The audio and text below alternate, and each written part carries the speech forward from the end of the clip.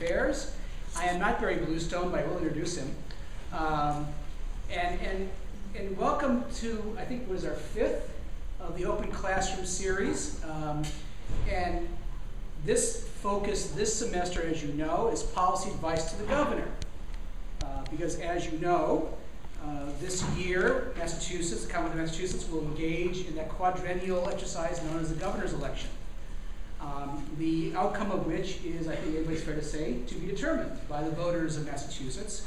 And it's an important year. I mean, they're all important in some way, shape, and form, but this is an important year because given the major macro political and fiscal conditions of the country and the world, how states like Massachusetts fare in the years to come will be affected not by just who gets elected governor, but by these broader sweeping conditions that oftentimes states have very little control over.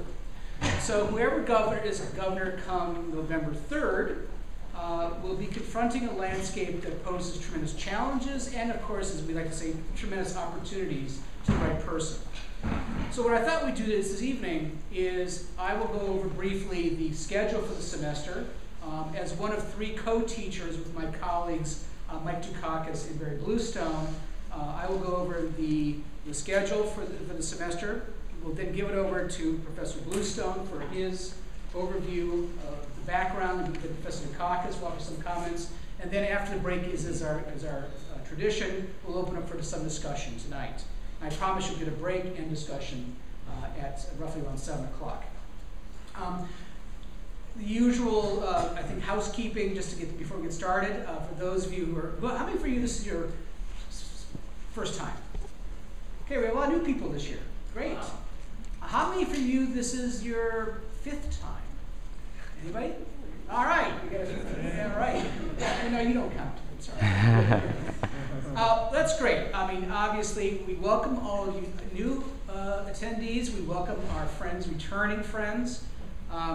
And we're particularly excited because, again, the sweep of this kind of a course will open itself to a tremendous range of opinions and insights, and we look forward this semester to our guest speakers and to our discussion.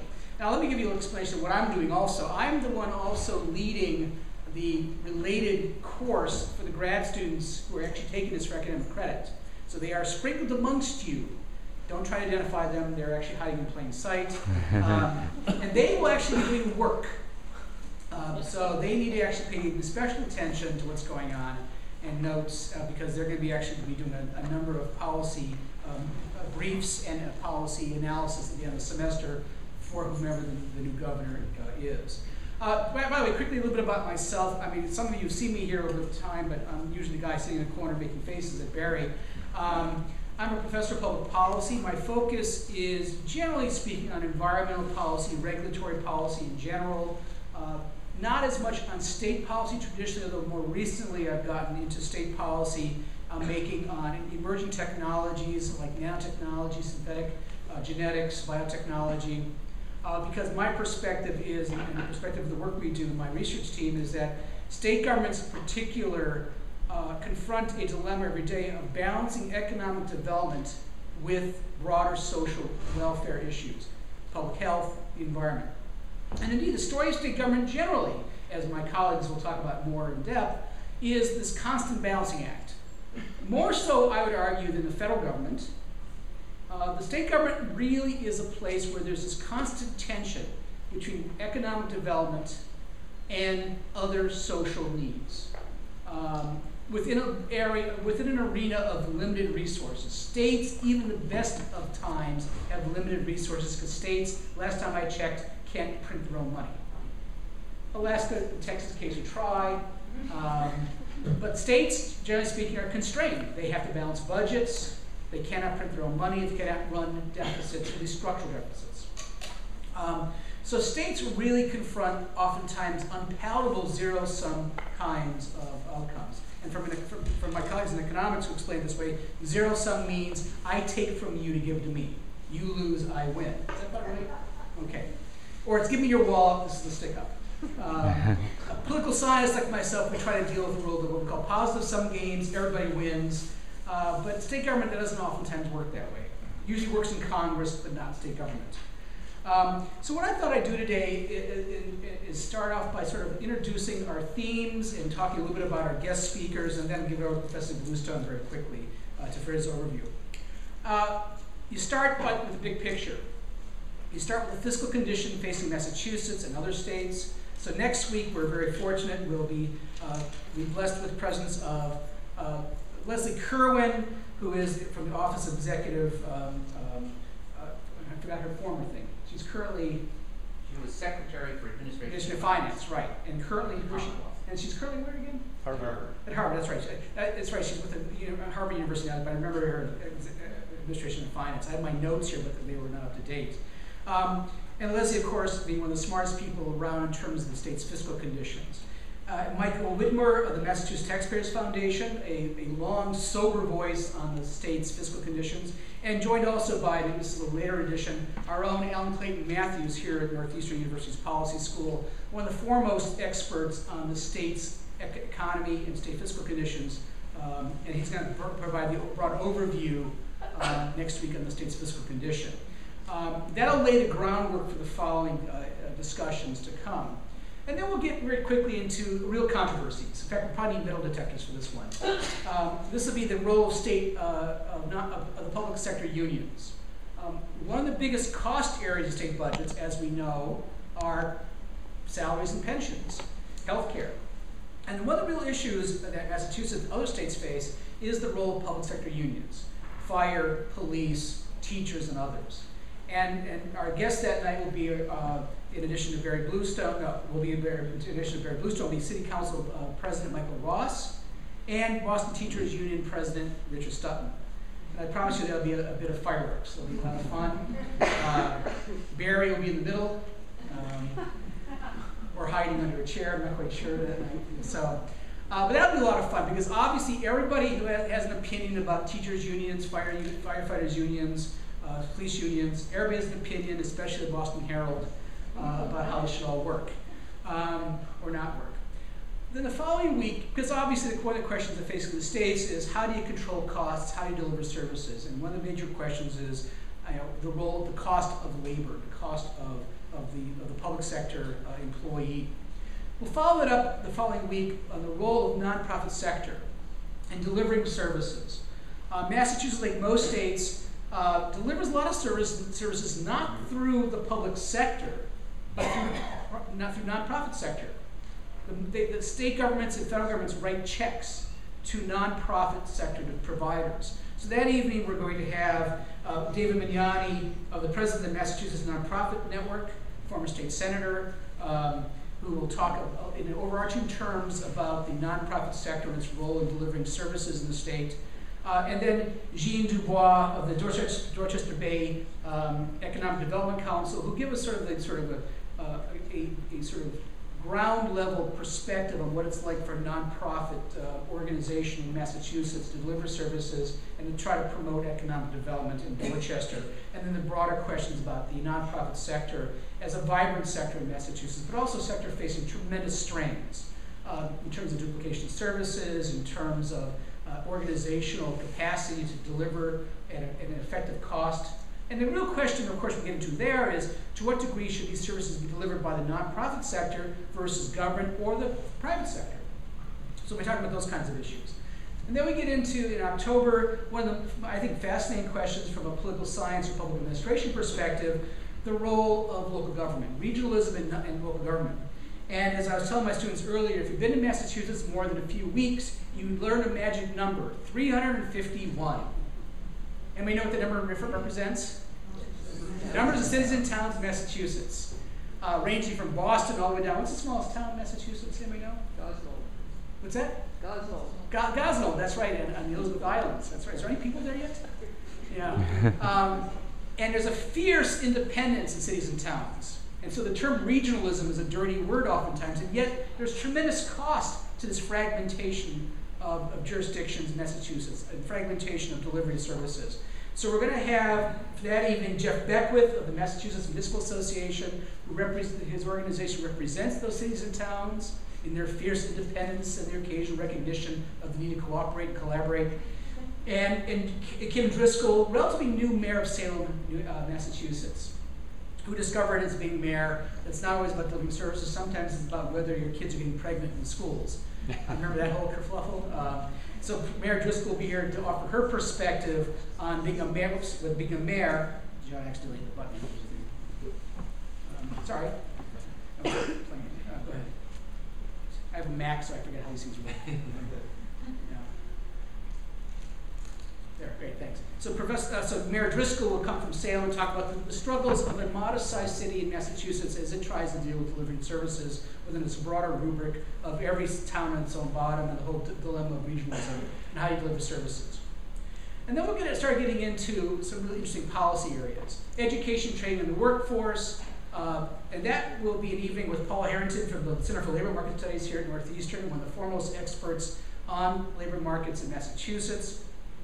And Charlie Lyons of the Shawshing Valley Technical School, who sees the workforce development issues from a really upfront and personal level.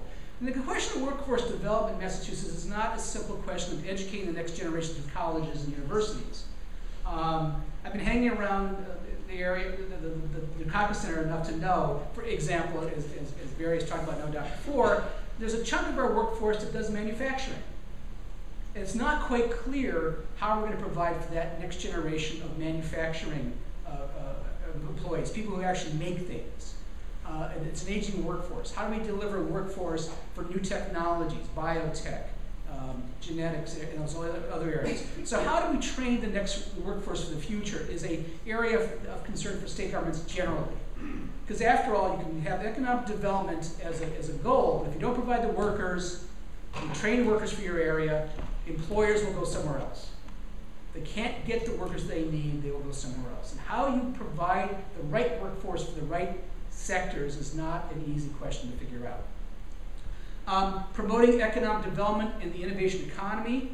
And again, Massachusetts, which has no discernible natural resource except the brains of its residents. As I said to my students earlier, I guess pound for pound, our biggest natural resource in terms of export is scalps from New Bedford, I think, but in terms of economic value. But reality is Massachusetts doesn't really, last I checked, we don't pump oil, we don't have coal, we don't do much in the way of natural resources, so we have to rely on our knowledge economy. Not just universities and medical centers, but the whole research infrastructure and high-tech sector. So how do we promote economic development within this broader rubric of innovation? So Charles Grigsby, former director of neighborhood development in the city of Boston, and is now with Trillium Management Capital, if I recall, will talk about the perspective both from the level of the city of Boston and neighborhood development, is how you also ensure access and equity within development. He'll be here to talk about his perspectives. And then also we have Susan Windeman Bannister from the Massachusetts Life Sciences Center. Massachusetts has made a big bet on life sciences. The current governor and the legislature put $1 billion behind life sciences because that's an area in Massachusetts that's of significant value to the Commonwealth's economic future, whether it's pharmaceuticals, biotech, and other areas, especially in Greater Boston, not only Greater Boston, in Worcester, and other parts of Western Massachusetts, beyond, And so you're getting at real questions of how Massachusetts will invest in the future of life sciences when other states are doing similar kinds of investments. And what does that get you, and who benefits? And is that a right bet for state government? Bets can be wrong. States can bet all the time on economic development initiatives, and they can be proven wrong. So how is that going to work out? And then, of course, one of the biggest elephants in the room of all, healthcare. We in Massachusetts are leaders in healthcare in terms of our healthcare system in Massachusetts, which has provided us with one of the broadest coverages of anywhere in the country. I think we have the most coverage, in fact, I think. And yet the question of cost control and access is really a major question. We will be very fortunate to have for that evening Andrew Dreyfus, the newly named the chairman, executive director, I forget the title, CEO of Blue Cross Blue Shield Massachusetts, the largest provider in Massachusetts. And we're also organizing, we have a couple of people in mind for another voice on that, someone who's coming from a sort of a market-oriented perspective on providing health care and dealing with cost control. So we're going to be having different perspectives. The role of state government in structuring access and in dealing with cost control, the role of insurance companies, and the role of the marketplace. in dealing with this from a state level, when at the same time we have this big national health care reform package coming through the system and about to be implemented. And then, of course, the election itself will be on November 2nd, vote early and often in many precincts. And then November 3rd, in conjunction with the Political Science Department and the American Society of Public Administration, chapter Massachusetts, we will have a post-election analysis.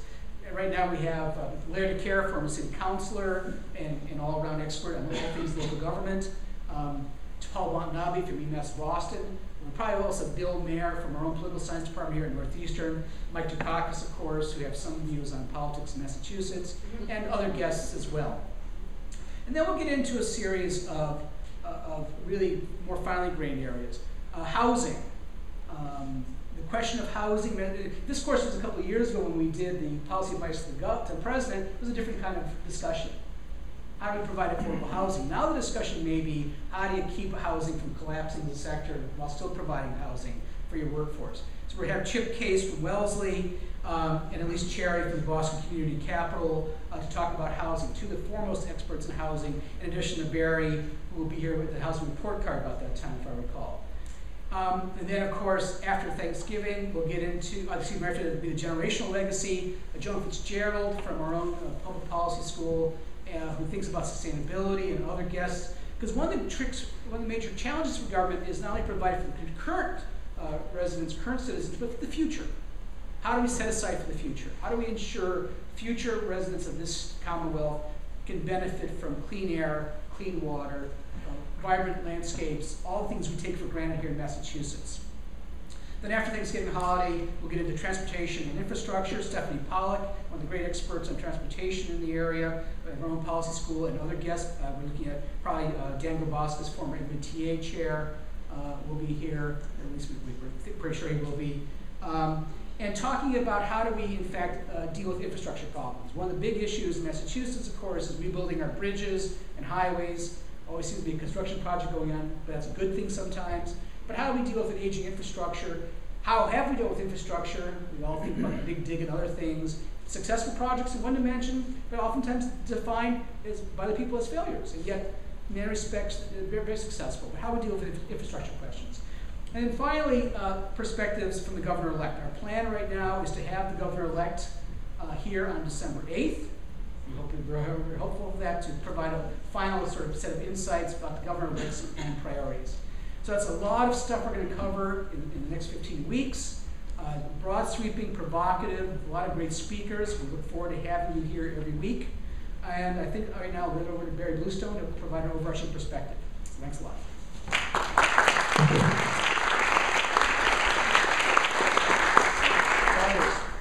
Thank you.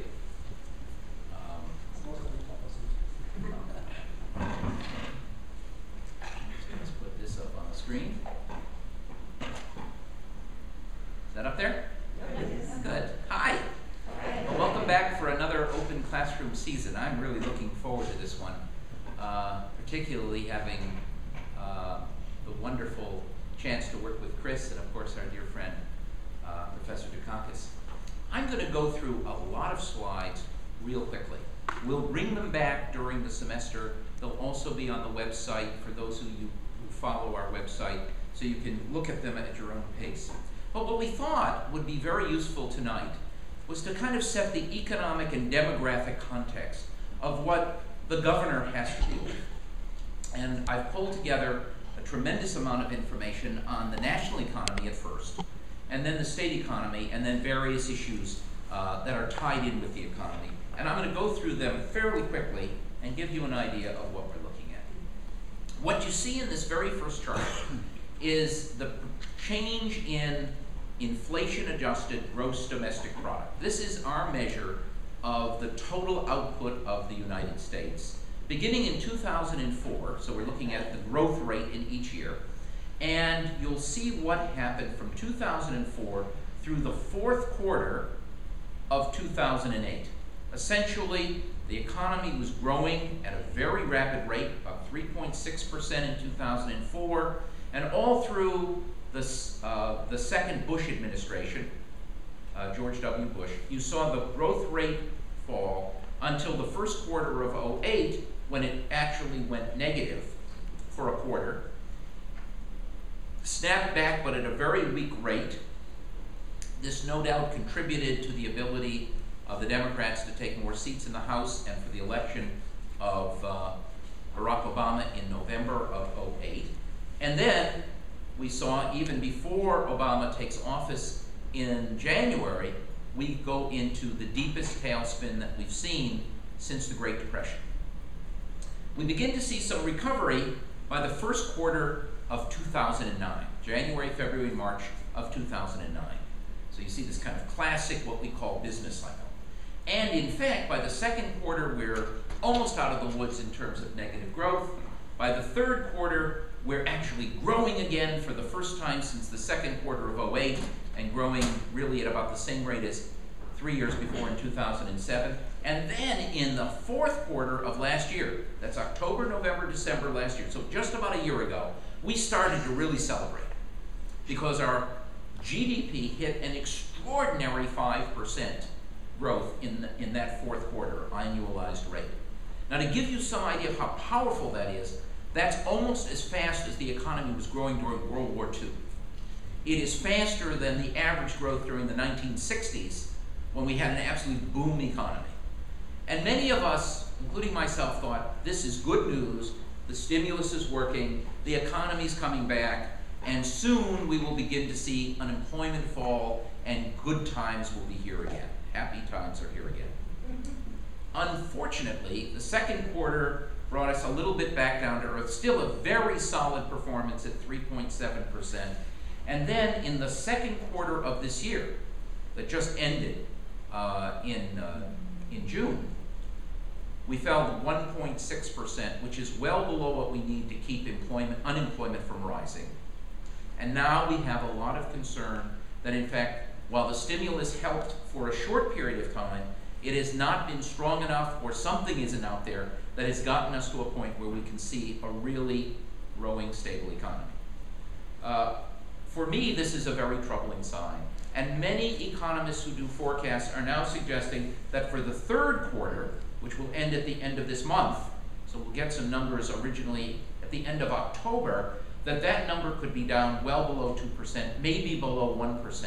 And we're talking about truly double-dip recession within a 3-year period. So instead of hoping that we had kind of weathered the worst, we may have weathered the worst, but it's not clear that things are going to be very rosy.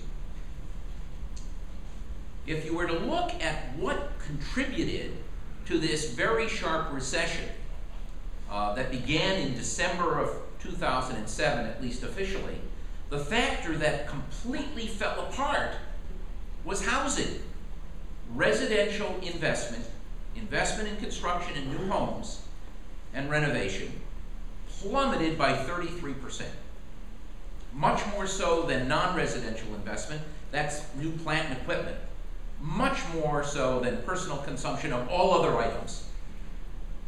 And we saw some growth in total in government, and there you see that big blue line, that's the stimulus. That's the federal government trying to come to the rescue, but offset by a decline in state and local government spending because of the budget crises that we had in most states, including Massachusetts, none more so than California.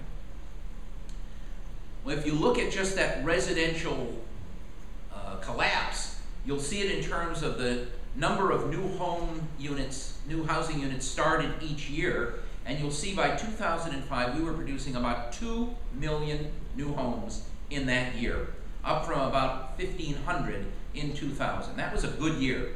Ever since 2005, you see they're falling off to the point where by 2009, we're really only building about 1/4 as many houses as we were building 4 years before. If you can imagine all the construction workers who lost their jobs, all the people in lumber mills, all the people who are building appliances, all the folks who are building furniture, Anderson windows, you name it.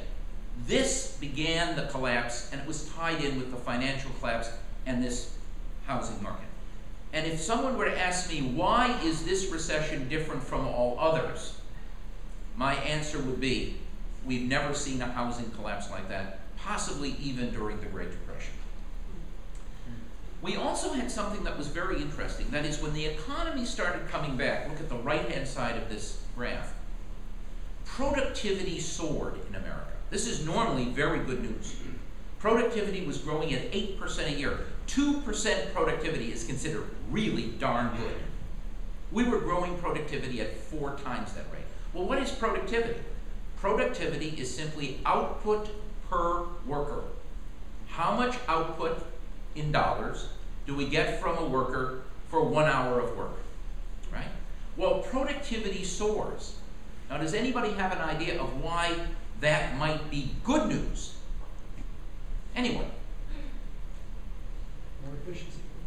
We're getting much more efficient. We're able to put out more output with the same labor. But why is it potentially very bad news, particularly during a recession? You don't need to hire anybody.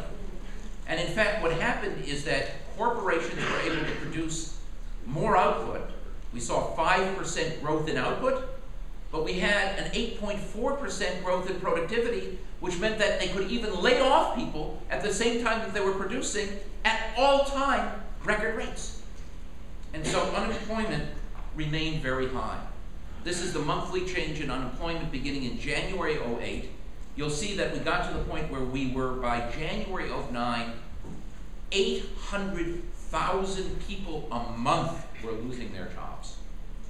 Unemployment will go from about 5.6% to over 10% in less than 14 months. And then you'll see that the recession seems to wind down a little bit. We get less loss in employment. Anytime you see a bar below that 0 line, you're still losing jobs, but you're losing them at a slower rate. And by early spring of this year, March, April, May, we were starting to see the economy coming back, not just with GDP, but with jobs, right? Essentially what had happened is that firms had run out the productivity cycle. They had gotten all the efficiency they could out of their workforce, and would finally have to hire a few more people to help put out the output. Unfortunately, by July, those numbers turned negative again.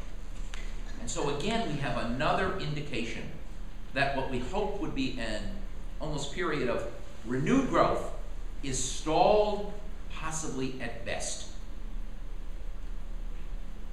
The governor of the Commonwealth of Massachusetts, the governor of all 50 states, is going to come into office in a very shaky period of time when we expected that the economy would begin to look much better and they would begin to have more revenue to deal with, they'd have less unemployment to deal with, but it's not clear that that's going to be the case. Here's what unemployment looks like. Back in 2000, we had 5.7 million Americans unemployed. By 2009, we were up to 14.2 million. And as of July of this year, the last year for which we have complete data, we'll have August data this Friday, we're up to almost 14.6 million people unemployed. If you add in people who are working part-time who want full-time jobs, and if you add in people who have stopped looking for work and therefore are not counted as unemployed at all, that's 27 million Americans, or almost 18% of the total workforce is fully unemployed, working part-time when they want a full-time job, or have dropped out of the workforce altogether. We haven't seen numbers like that in almost 30 years. But then again, between 2009 fourth quarter and the 2010 second quarter, we began to see a bit of recovery. And where's the recovery coming? Where did it come? Well, some of it came in residential investment. We saw a little blip up in home construction, but most of it was in new plant and equipment. Firms were starting to invest in some new equipment. Good news, but here's the bad news. They'll only continue to invest in new plant and equipment if they believe that personal consumption, that's over here, is going to rise. If it's going to remain well below 1%, they're going to stop that investment, and that's about the only thing driving the economy. You might also note that since 2009, fourth quarter through the second quarter of 2010, We continue to get some federal stimulus contributing, but we're getting even more additional decline in state stimulus and local government stimulus, as state and local governments have had to, once again, cut their budgets, spend less, lay off people, and this is the environment, economic environment we face now. So now let me quickly translate that into the Massachusetts economy. If you go back and you take a look at the 1990s, that's the blue graph below, you'll see that the 1990s also began with a recession. In fact, interestingly, we had a recession in 1971. We had a recession in 1980 through 1982. We had a recession in 1991. We had a recession in 2000, 2001. And now we have a recession at the very end of 2009, early 2010. In the 1990s, you'll see with this light line here, blue line, that we saw total employment decline, and then it started coming back, and coming back, so that by the end of the year in 1990, we had more jobs in Massachusetts than at the beginning of the decade. That is, December 1999 had more jobs than January 1990. But if you look at the entire decade of the 2000s, we had a little growth at the beginning, we then had a long, slow decline, a very slight recovery, and by December of 2009, we actually had fewer jobs than we had at the beginning of the year. We hadn't completely gotten the beginning of the decade, right? Another way to look at it is look at these decades. That's the change in the total number of jobs by decade, going back to the 1940s during World War II. We gained about 300,000 jobs per year. Per decade in the 1940s. During the 50s, we gained about 201,000 jobs. During the 60s, wow, 383,000. By the 80s, we had more than 500,000 new jobs. That was a mass miracle. Then down to 225, and we actually ended up with 155,000 jobs less at the end of this decade, first decade of this millennium, than at the beginning. Or put in percentage terms, there were decades in which we had more than a 20% growth in employment, full decade growth. In the 2000s, we lost 5% of our employment, right? So if you look at 2001 and 2009, most of this, by the way, before the current governor took office, we had the fourth worst employment trend of all 50 states. The only states that had worse trends in their employment during that decade, the decade that just ended, were Michigan, Ohio, and Illinois, the center of the manufacturing industrial Midwest. We lost 4.7% of the jobs. It wasn't a good decade for most states, but we were near the bottom of the pile. So let's look at some of the trends in a little bit more detail. Here is what happened in 1999 to 2009, the decade I just talked about. You'll notice that the red line is Massachusetts, the blue line is the United States as a whole. How was Massachusetts doing relative to the rest of the country? Well, the answer is from early 99 through early 01, we actually did a little bit better. And then our economy slowed down much faster than the national economy, and then it recovered much slower than the rest of the economy. So by December of 09, nationally we had 2.7% more jobs. In Massachusetts, we had 1.3% fewer jobs. Not a very good record over the whole decade. But let's break that down into parts. Here's August 2003 through December 2009. All during that period of time, the blue line is higher than the red line. The United States, on average, is doing better than Massachusetts. Let's break it down another way. December 2007 to December 2009. Beginning with the current recession in December 07, how have we done relative to the rest of the country? The answer is Massachusetts, for the first time since December 07, this is not a political statement, soon after the election of our current governor, has actually performed better than the United States for the first time in several decades. Charlie Baker, bless his heart, great guy, hope to have him here someday, has been telling us that we're not doing very well. Well, it's a hard sell if you know the numbers, because as a matter of fact, this is one of the first times that we've actually done better than the nation over the last 3 or 4 years. 2 or 3 years. Here's another way of looking at the same data. Here's the 1990 recession, from the beginning of the recession until we're out of the recession. Here's what happened to the United States in terms of economic activity. That's basically gross domestic product, right? Over that period of time, this is from July 90 to the end of the recession, January 93. And U.S. employment, look at Massachusetts, plummeting, way below, and in terms of the employment index, plummeting right through the recession. We're still losing jobs while the rest of the country is gaining jobs. Here's the recession that began in 2001. Not quite as bad, but still the U.S. doing better than Massachusetts on both GDP, or gross state product in the state case, and employment. And again, Massachusetts employment falling even after U.S. employment has flattened out. But if you look at what has happened since the December 2007 recession began, Massachusetts again outperforming, both in terms of output and employment. Something has dramatically changed in Massachusetts over the last 2 to 3, 4 years that is now allowing us to perform better than we did before. Is this due to government? Maybe.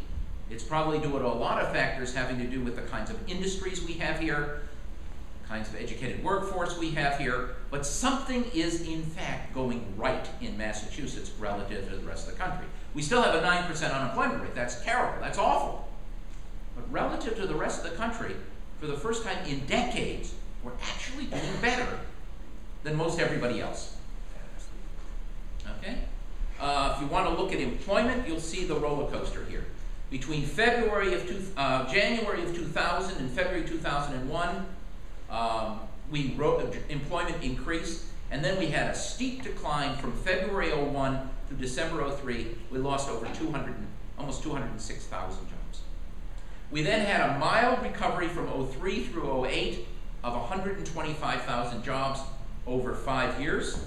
We then went into the 2007 beginning recession, December 07 recession that's still going on, and we lost another 167,000 jobs.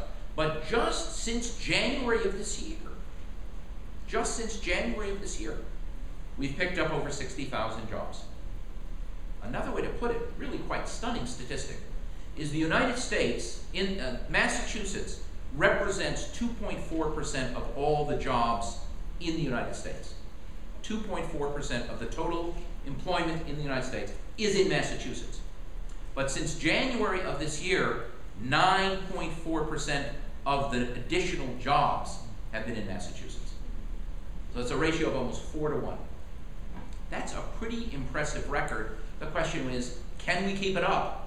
And who will get credit for it? We might even ask who deserves credit for it. If you look at initial unemployment claims, which is another way of looking at unemployment, you'll see that in January of 2002, during the peak of the recession, we were having 50,000 people in Massachusetts apply for unemployment. It fell to less than 30,000 in 2006, 2007, and then it skyrocketed to about 60,000 in early 2009, and now has come down to under 40,000, another good indication of some pretty significant recovery. In the nation as a whole, we've been stuck at about 450,000 new initial claims every month. Every month. We're now down to somewhere around 35,000. How about where is Massachusetts doing better than the nation? Right? You might think, well, it's in higher education. We're hiring here at Northeastern. We just hired 42 new faculty who started this fall, right? And other staff as well. Healthcare, we're always adding to the healthcare. But what is kind of stunning is we have done better since the recession began in every single industry in the United States. We've done better in construction, manufacturing, trade, transportation, and utilities, information, financial activities, professional and business services, education and health services, leisure and hospitality, tourism, other services, and we've had even a little bit more government employment since the recession began. Bad news, those are almost all negative except for education and health services and government, but not as bad as the rest of the country since the recession began. And what about since the recovery in employment began in January of this year? Look at that record, right? Total non-farm up by 2% versus half of 1%. That's that 4-to-1 ratio. In terms of construction, we're up 7% relative to minus 1% nationwide. Manufacturing, we're doing better in manufacturing than the nation, adding almost 5,800 jobs since January. Transportation and utilities, 3 times better than the nation. Information, we've gained 1%, the country has lost 1.6%. Financial activities, we've gained, the country's lost. Professional and business services, 2-to-1, Massachusetts over the nation. Education and health services, 1.4% versus 1%. Leisure and hospitality, we're up 5, the nation's up 0.7. That is not so much in the Berkshires. That's not so much on the Cape. It's very much in Boston, where we've been able to maintain our convention traffic, filling our hotels, filling our restaurants. And we have other services growing as well. So it's been a, relative to horrible news, pretty darn good news. Okay? What are the industries that are the largest employers in Massachusetts? These are the key to our success. Well, number 1 is clearly healthcare. These numbers go back a few years, 2006. They haven't changed that much. About 470,000. The second largest is retail. Not surprising, 351,000. The third is education, about 310,000. The fourth, surprising to most people, in Massachusetts, is manufacturing, with about 299,000, then about 250 to 260,000 today. That is still a major part of Massachusetts' economy that no one talks about. Then we have hotels and food service, professional and technical services. You can see all the rest, down to about 6,600 people in agriculture, forestry, and fishing. What about consumer confidence? A new index just released by Mass Insight and the New England Economic Project, run by Professor Ellen Clayton Matthews here at Northeastern. And you'll see that we saw a real boost in consumer confidence. That's my red line that I superimposed, between early 92 and 2000. Then from 2000 to 2009, we generally saw confidence declining. Even though the economy seemed to be reasonably good, people were not confident in where we were going. There's a lot of speculation going on. People were getting into a lot of debt. Banks were starting to get into trouble. And it's only since January of 2009 that we've begun to see a little improvement in consumer confidence in Massachusetts. Another way of looking at what we're seeing is merchandise exports, growing very rapidly from 2002 to 2008, sharp decline, but exports are starting to grow again. Another good sign for the economy. If we look at spending on taxable regular sales items and motor vehicles, sales tax here in Massachusetts, you'll see that from the second quarter or third quarter of 2007, just before the national recession began, steady decline in sales tax revenues through the third quarter of last year. Since that time, 3 straight quarters in which sales tax revenue is up. Another good sign. And if you look at how we're doing according to the Associated Industries of Massachusetts and the National Association of Purchasing Agents, you'll see that we have also seen a very strong recovery in business conditions in both the U.S. and, according to this, and Massachusetts. What's happened to housing prices? What's happened to the housing market? We're almost done. Well, we peaked out at about a median home price in Massachusetts of $362,000 in January 06. It then began to decline, slight recovery, and we ended up in March of 09, March of last year, with the median home price down 28% from its peak at $265,000. We've had a recovery in home prices, but now we're going to have to see what happens to home prices in the next few months. They seem to have stabilized at somewhere around $300,000. We had a first-time homebuyer tax credit of $8,000, which really boosted sales and probably stabilized prices. That's over. Prices of homes are falling in other parts of the country. It'll be interesting to see what happens here. But we have seen some stabilization in home prices, which, from an economics point of view, is good news if people feel that their primary asset is not plummeting in value. Gives them a little more confidence about going out and buying. Right? Salaries, where do you make money in the state? Finance, management companies, professional technical services. Where don't you make money? Retail, hotels, and food services. What are the key sectors in manufacturing that matter? Aerospace, General Electric, Aircraft Engine Group, Raytheon, Patriot Missiles, computers, office machinery, electronics, communications, pharmaceuticals. We're big in those things. We also have what we call medium high-tech industries, scientific instruments. We make parts for cars here, believe it or not. Electrical machinery, chemicals, transport equipment, non-electrical machine. We make still some medium to low-tech products, rubber and plastic products. Many of those now for high-tech industries, plastic extrusion, making medical devices, non-ferrous metals. We still do some shipbuilding. I actually own a 14-foot sailboat built in Barnstable. We even do a little petroleum refining, which I didn't know anything about.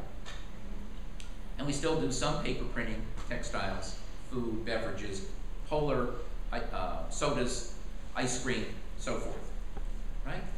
And if we look at manufacturing, we see that manufacturing in Massachusetts, second row, is actually a larger share in 2006 than it was in 1997. Again, don't give up on manufacturing. It's a powerful sector that we often don't talk about. It also has the second largest payroll after healthcare. It's a much lower number of workers, but given the higher pay in manufacturing, it's the second highest payroll. Healthcare at 13.2% of total payroll in Massachusetts, manufacturing 11.5%, followed by education at 9.9%, retail trade, more workers, but only 3.9% of the total payroll.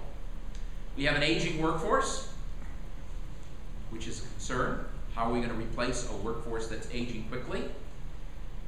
We've had some good news also on migration. If you look here, the blue lines that are above zero have to do with immigration. How many people are moving into the state from other countries? It averaged about 16 to 17,000 through most of the decade of the 1990s. It's been averaging somewhere between 25 and 30,000 in the current decade. But offsetting that, for much of the early part of the 1990s, and then through the mid part of this past decade, was tremendous outmigration of people living here. People living here in Massachusetts, going elsewhere. North Carolina, California, Oregon, going to New Hampshire. You'll see that beginning in the second half of the graph, after the not available, we saw a powerful outmigration trend right through 2005. During that period of time, home prices doubled in Massachusetts. It became almost impossible for a young person to afford a home here. Home prices start to stabilize and decline. The economy weakens, so there are fewer jobs elsewhere. Outmigration declines, and by 2009, for the first time since well before the 1990s, we actually had more people come into the Commonwealth than leave. Domestic migration. So that together we had almost 25,000 new people coming in, most of them immigrants from other countries, but about 3,600 coming from other parts of the United States. Right? Finally, let me just say a little bit about demographics.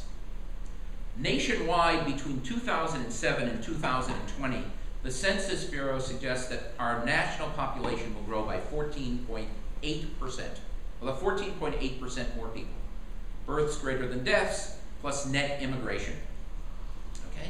But if we look at the age profile for the United States, almost all the additional households, 99% of all the additional households in the United States, will be headed by someone over the age of 55. That is the baby boom generation from 1946 through 1964. moving through, followed by a baby bust generation. So we're aging really rapidly. The next mayor, next governor, that's going to be of real concern, even more here than elsewhere. And we actually nationwide will have fewer people between 35 and 54, people in their prime working years. We'll have fewer of them to take care of all these older people like me. Okay? I'll go through these. Where does Massachusetts stand? Well, overall, 14.8% growth by 2020. In New Hampshire, about 20%, growing faster than the country. But in Massachusetts, we only expect to grow by about 9.1%. The census projects that. 9.1 versus 14.8 for the nation as a whole. So we're growing slower than the rest of the country. We're also aging much faster, right? We said nationwide that 99% of all net new households will be over age 55. 135% in Massachusetts. That means we're losing young people, gaining old people. This is what it looks like. That's Massachusetts. So if we were to just look at between 07 and 2020, we expect to have 78,000 fewer households with a head under 55 and 300,000 more households over age 55. And 2/3 of those over age 65. What does that mean about social services? What does that mean about who's going to pay taxes? What does that mean about who's going to do the work? Who's going to pick up the garbage? These are issues that the state is really going to have to concern itself with, because, as I like to put it, demography is destiny. If you can understand this, you can begin to understand where we're going. And finally, how does Massachusetts compare with the rest of the country, with the rest of New England? Well, you'll see we're losing younger people faster than the rest of the New England region, losing it much faster than the rest of the country, and we're gaining older people at a much faster rate, in part because younger people, until recently, were not staying here. So that's what we're looking at. It's an economic, demographic picture of what the next governor, or the continuing governor, will have to deal with between 2010 and 2014, right? Tough economy, some real demographic problems, but also some real promise in terms of a well-diversified economy that is in fact growing faster than the nation, and the question is, how do you keep it up? I'm hoping that during the next 13 weeks, we'll be touching on a lot of these issues in a lot of ways, even though none of our speakers who are coming here have seen this. I think, if I'm not incorrect, if I can forecast one other thing, you'll hear these numbers or something like them coming up in a lot of their talks, right? When we deal with public unions, the aging of the population means that pension costs and retirement costs go through the roof. When we deal with health care, it matters that when you're 70, you're going to have more health expenses than when you're 30, right? How we deal with those things are going to be very, very important. What we do with education to make sure that we have a workforce, not only with the PhDs, but the people who are going to take the place of machinists who are retiring, who are really the skilled workers of the Commonwealth. Those issues will come up over and over again. So, what I'd like to do with that as introduction is turn over to my colleague, Professor Dukakis, to give his ideas and some of his views on some of these key issues. And then we'll take a break. Or do you think maybe we should take a quick break and come back? What's your feel? How do you feel? Keep going? Keep going. Professor Dukakis.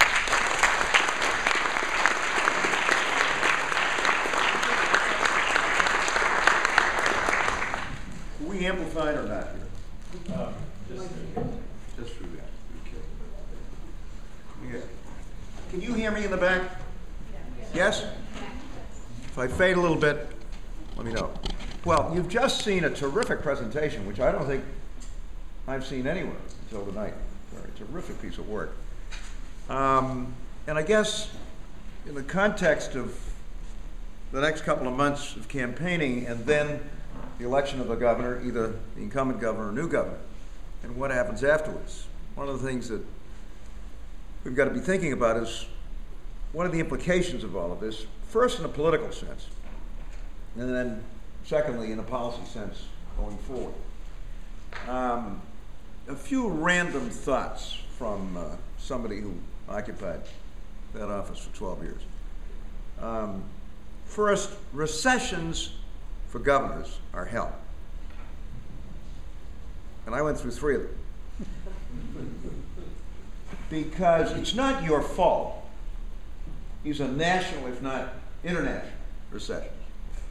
There isn't a hell of a lot you can do about it, at least in the short run. I mean, there are forces operating on the broader economy which are affecting you. There are some states, to be sure, depending on the recession, that tend to be less affected, the so-called resource-rich states. Wyoming doesn't have a deficit, but they have energy resources. But generally speaking, if you have a national recession, particularly a severe one like the kind that we've been going through, it's going to affect all states. And not only will people lose jobs because, in fact, the state's economy is going down as the national economy goes down, but revenues tend to plummet dramatically. And one of the great mysteries to me of what goes on at the state level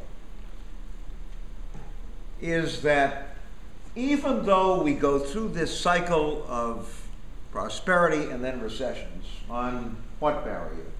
9 or 10 year, you kind of charted it out, something like that. And notwithstanding a lot of people who wrote a lot of foolish stuff back in the 90s about the Dow at 35,000 and the old economic rules had been repealed and we had finally figured out how to avoid recessions. For whatever reason, we seem to go through these cycles, some of them worse than others. I mean, I would argue that a lot of the national policies that we had starting in 2000 contributed to the depth of this recession, but the fact of the matter is that we've had recessions under Democratic as well as Republican presidents of varying severity. Now, having gone through this repeatedly, you would think that when times were good, the states, before they even thought about cutting taxes, as revenues begin to come in and surpluses begin to build, would do at least 3 things when times are good. First, they'd sock a substantial portion of that surplus in what we call a rainy day fund, designed to be available when the recession hits, to cushion that blow. Secondly, you would think they would pay down their debt.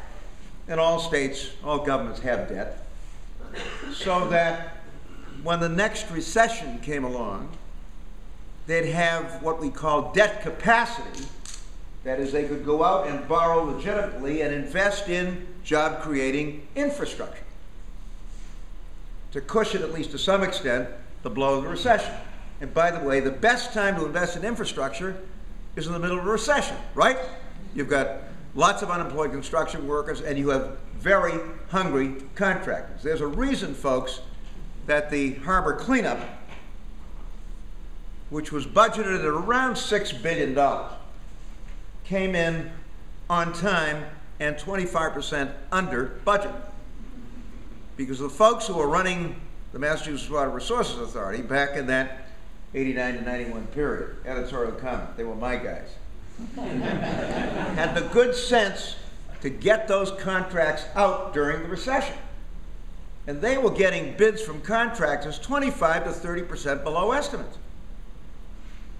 Now, 3 years later, the contractors started coming in with change orders. You all know what a change order is. Well, we discovered something about the job that wasn't anticipated in the specification.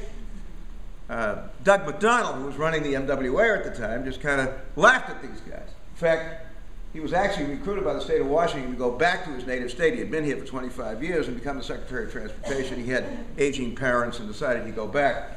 And I remember seeing him out there. He was on his way back here for another deposition on another change order dispute. with one of these contractors.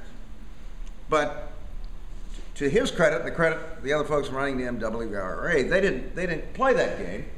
And so we ended up with a successfully completed project, which was on time and dramatically below budget, and put to work about, Bob help me, 3,000 workers? Something like that, for an extended period of time.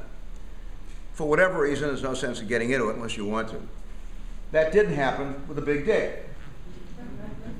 Now, one of the things I said to Bill Weld during the transition, and I knew Weld because he had been a rookie lawyer in my law firm. As a matter of fact, I was responsible for the associates of that law firm. And I used to say to Weld afterwards, where did I go wrong? What did I do? But in any event, one of the things I said to him was, look, you're for the big dig, so am I. I mean, look, it was my administration's project.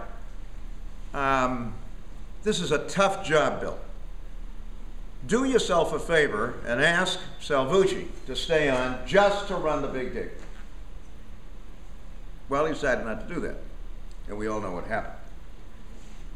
And one of the things that happened was that the Weld administration delayed and delayed and delayed getting those contracts out, and so they lost the opportunity to take advantage of a depressed economy, which makes it possible for you to do this stuff much less expensively at the time you want to do it, when there are lots and lots of construction workers who are out of work.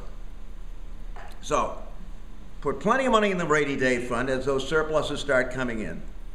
Pay down your debt so that you can then go out and borrow for needed infrastructure when the next recession hits, and fund your pension system, something Barry referred to. Make sure you're taking a substantial amount of that surplus and funding your pension system so you don't leave your successors with this huge pension overhang as an aging population begins to retire from public employment and begins to collect on their pensions. Sadly, despite what seems to be the obvious wisdom of this, states don't do that. And this state, with some exceptions, which I won't go into, didn't do it either.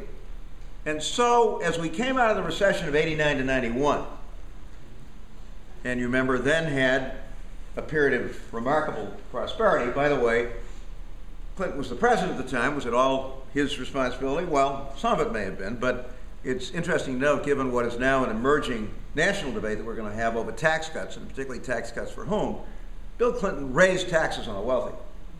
He raised the gasoline tax nationally, and we had the biggest boom in American history, which raises serious questions about the relationship, Barry, of tax increases or tax cuts to economic prosperity. Now, in the 80s, when I was governor, we did have a remarkable period, folks, of economic growth. Our unemployment rate in 1988 in Massachusetts was 2.4%. And when you have that kind of unemployment rate, real wages go up because employers have to bid for the services of those workers. I mean, we had a remarkable period there in which the real wages of Massachusetts people were really going up at a significant rate. Now, we also went into a recession in '89, which was part of a national recession, which happened to hit both coasts particularly hard, us, California. And so it's not as if we had discovered some holy grail and some special way that we could avoid recessions. But there's a lot to be said for trying to adopt policies, if you can, at the state level, which first are responsible in the way that I've suggested. I mean, if you take surpluses and you invest them in a rainy day fund, you pay down your debt, you fund your pension system, those are really very conservative fiscal reactions. And if at the same time you are using some of those funds to invest in what, Barry? Affordable housing, so that young people can stay in a much better public higher education system, which we attempted to do in the 80s, in certainly in infrastructure and in public education. The chances are you're going to be achieving, at least to the extent that you can, given the impact of these national recessions, a rather high level of economic activity and general well-being. Now, there is another philosophy which is reflected already in this campaign, folks. And it is that the way to economic growth, job creation, and prosperity is to hold down spending and cut taxes and provide tax incentives for job-creating businesses. And there is no question that on that issue, Deval Patrick and Charlie Baker are poles apart. Baker essentially has believes in the philosophy, which was reflected, by the way, in all of my successors until Deval, which was the way to build economic strength was to try to hold spending down. I'm not sure we did that very really. I mean, state budgets were going up during that period, but to cut taxes, and in many cases, taxes targeted to particular industries on the assumption that they will encourage job creation. And so we saw right out of the box, after I left office, for example, specific, substantial tax cuts for Raytheon, for Fidelity, for certain industries, all based on the assumption, and we're still seeing it play out in national policy, that those kinds of tax cuts will build economic strength, create incentives, put people to work, so on. And in the course of that, folks, we essentially gave up about, in current terms, $4 billion in public revenue. That was the revenue that we lost as a result of these tax cuts, whose purpose, at least according to their sponsors, was to encourage economic growth and job creation. Put another way, had we not, by the way, there were 40 different tax cuts, largely during the 90s. Had we not done that today, we would have very few fiscal problems of the kind that we've been wrestling with. But we did it, okay? And by the way, it was done on a bipartisan basis. Republican governors and, unless I'm missing something, an overwhelmingly Democratic legislature. And by the way, they just did it again. In the recently completed budget, we just cut corporate taxes another $100 billion at the urging of the Greater Boston Chamber of Commerce on the grounds that it would make us more competitive with what? With whom? Well, with other states, I guess, in attracting and keeping business. Another $100 million. So, as you look at the emerging campaign, keep your eye on this, because there's no question that there's a significant difference between the Republican Democratic candidates, and Cahill, I think, Barry, Chris, kind of is in the Baker camp more than he is in the Patrick camp, and Deval is going to have to defend a series of tax increases designed to make up for some of these revenue losses. He did sign that corporate tax cut for reasons I don't understand, at a time when we're hurting and hurting badly, and when I would argue there's very little evidence that it'll create any jobs to speak of in any direct sense, as compared, for example, with taking that $100 million and socking it into what? Job-creating infrastructure, or something else, which we know creates jobs and puts people to work, to repeat at the best time to do it when contractors are hungry and we've got 30% unemployment in the construction industry. But this is a fundamental difference in approach between these candidates, and to some extent between the parties, I would argue, nationally. Witness the fact that the president came in with a big, or at least a substantial stimulus package, and has now come in with another infrastructure package, his proposal for an infrastructure bank, in the interest of trying to get the economy moving and putting people to work. And on the other side, what you get from Republican leadership is what? No support for that, and support for tax cuts, designed again to incentivize companies presumably to invest and create jobs. Now, a lot of studies have been done about this. I'm not an economist, Barry is. My sense is that most of those studies don't really demonstrate the effectiveness of tax cuts. As a matter of fact, some of you may recall that George Bush's first Secretary of the Treasury, who was a very impressive guy. He had actually been a career federal civil servant who left the federal government to take over Alcoa and turned it around, and then came back in, was fired by Bush because he kept telling him that his economic policies were fatally flawed. And subsequently wrote an interesting book, which is well worth reading, about his experiences, in which he said, I'll never forget this, Paul said, show me a company that makes a business decision based on a tax cut, and I'll show you a company that's going to be out of business in 10 years. Put another way, what he said was, look, business people, legitimate business people, don't make business decisions because of tax breaks. They make them because they think, looking forward, that they can make money doing their business. And I would argue, another editorial comment, that when it comes to the business community in this state, oh sure, they're not going to turn down tax cuts, but what do legitimate businesses want? They want a government that's honest, that's competent, that maintains the public safety, that invests in a first-class infrastructure,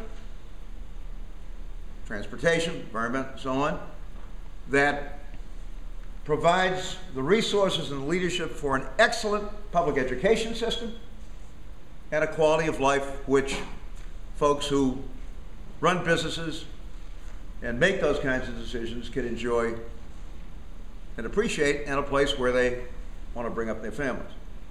But again, this is a fundamental difference, and I think it's fair to say, between the parties and certainly between the two principal candidates for governor, and it'll play out. I didn't watch the debate last night, but in reading the reports of that debate, it's clear that those issues were raised repeatedly. And so that's a fundamental issue which we ought to take a look at. Now, Barry suggested that there was some good news. A little difficult, unfortunately, as a candidate to translate a 9% unemployment rate into good news. Although Patrick is attempting to do so by arguing precisely those numbers. That is, we're doing better than the rest of the country. That's tough. If you're unemployed, you don't get much solace from that. But there is some good news about the Commonwealth, in addition to those better economic figures. This state, for the past 3 years, has been judged #1 in the country by the United States Department of Education when it comes to the quality of its public schools. And by a substantial margin over any other state. Did you know that? Please repeat that, please, Governor. We can't hear you very well. I'm sorry. The United States Department of Education, no matter who happens to be, can you hear me better now? No matter who happens to be the President of the United States and what administration is office, does a national educational estimate and evaluation every year in all of the states. They give their test, not the state test, their test, to a representative sample of 5,000 students in each of the 50 states. And based on those results, they determine how the states rank educationally. Massachusetts, for the past 3 years, has been #1 in the country, according to the United States Department of Education, or the National Education Assessment. And virtually no Massachusetts people know that. I know the governor's trying to get it out there. I don't understand why.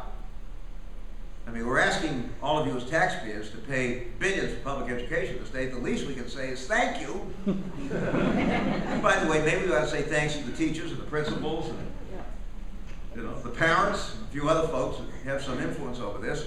Because in point of fact, we've been #1 3 years in a row. I guarantee you, if any other state in the country had been #1 3 years in a row, we'd have been hearing about it. And I've often said, if I were governor, I'd be putting a we're #1 flag in front of every school in the state with appropriate ceremony. And in science and math, Massachusetts students are way up there at the top international, which is not something you can say for American students generally. That's our state. That is very good news, folks.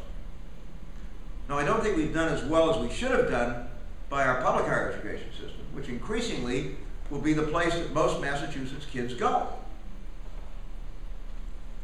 And that means a first-class university, excellent state colleges. I wasn't a big fan of this idea of naming the state colleges universities. I mean, that's ragtime. I mean, they ought to be excellent four-year schools with good master's programs, and then an excellent community college system.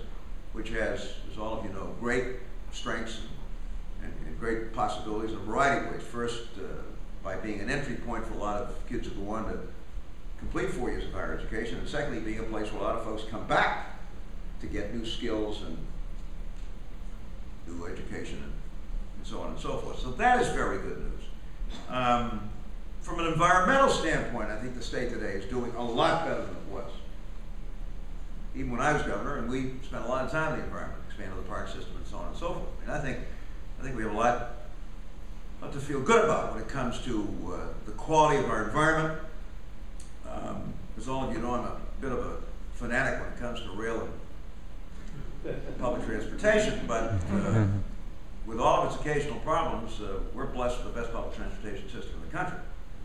And with what I hope will be increasingly, thanks to the leadership of the President of the United States, a regional rail system, an intercity rail system, which will be a heck of a lot better than what we've had in the region, and by the way, nationally. And one of these days before I die, I hope we'll finally connect North and South Station by rail.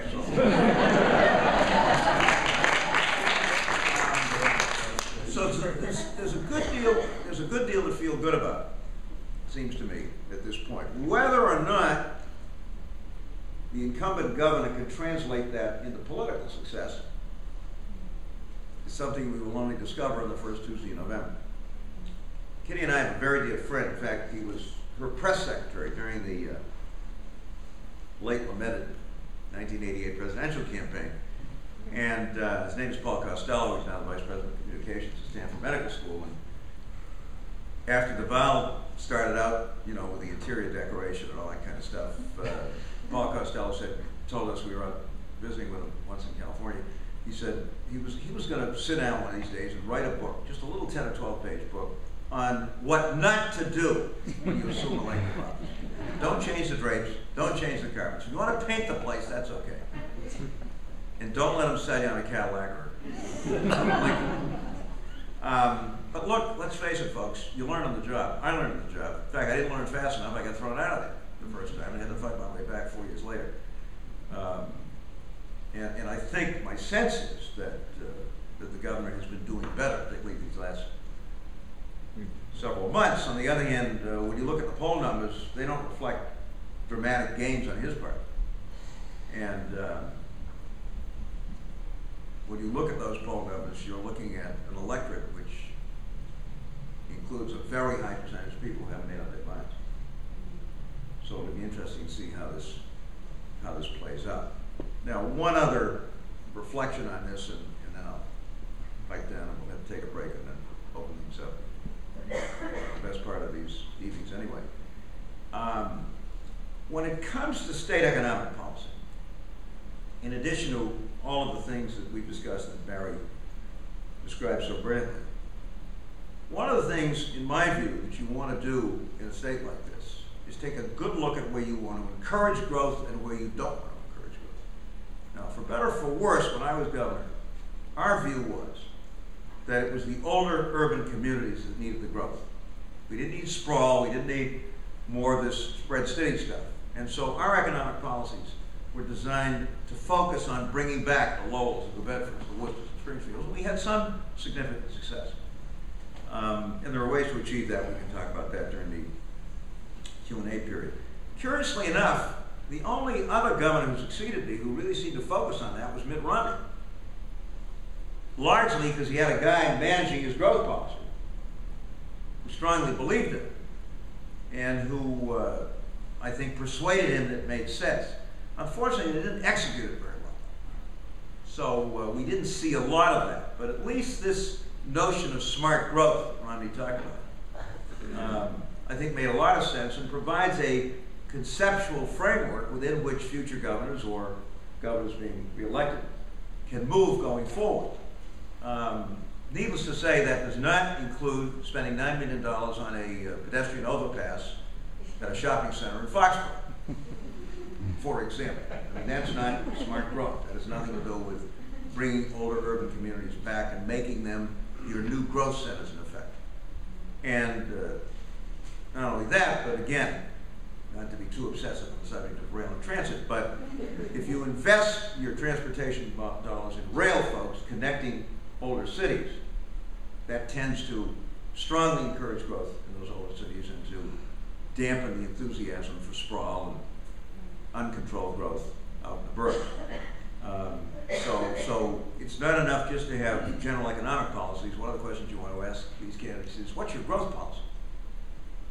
I mean, how do you hope to use public policy to affect patterns of growth in a way which will bring what? Jobs and prosperity back to those older urban communities with high unemployment rates and minimize the pressure for growth on suburbs, which are having a difficult enough time coping with those pressures in the first place.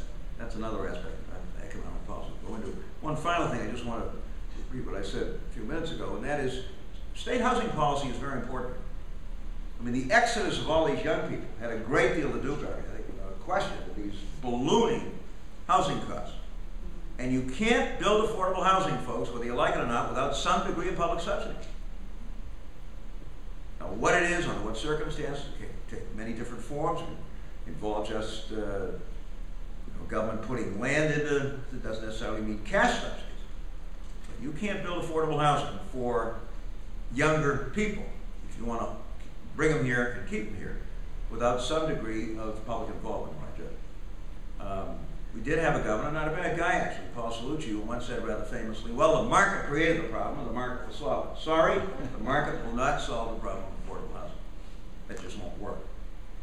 And so here again, if we're concerned about demography, and those numbers are pretty stunning, and we want to do something about it, and we have a state which, after all, is very attractive in my judgment for young people, for all kinds of reasons. We'd better get serious about a state housing policy, which is designed to provide decent and affordable housing, especially for these young folks, as they begin to form families and we hope place their trust in us for the long term. You can't do it if you essentially let the market take its course. We tried that in the 90s, and you saw those numbers. I mean, they were pretty dramatic. In any event, a few random thoughts from the guy who was there for 12 years. And fortunately, thanks to this great institution, has an opportunity to try out some of these ideas on unsuspecting students, some of whom will go